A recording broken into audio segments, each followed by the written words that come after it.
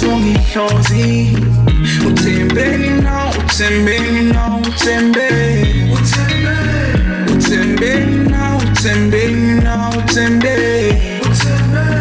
wahlala wathula thina sikhonz inkosi idlala wathula thina sibong inkosi. Every time I need some help I go to God.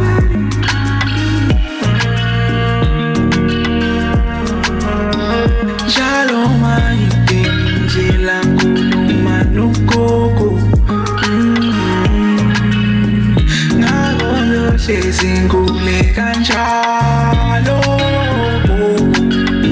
Ithemba lami ngiliBeka kuwe uThembenina uThembenina uThembenina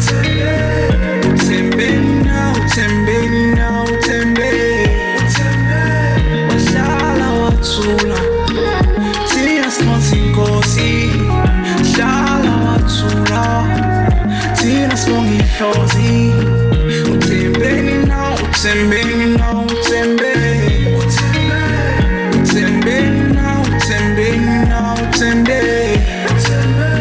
wahlala wathula thina sikhonz inkosi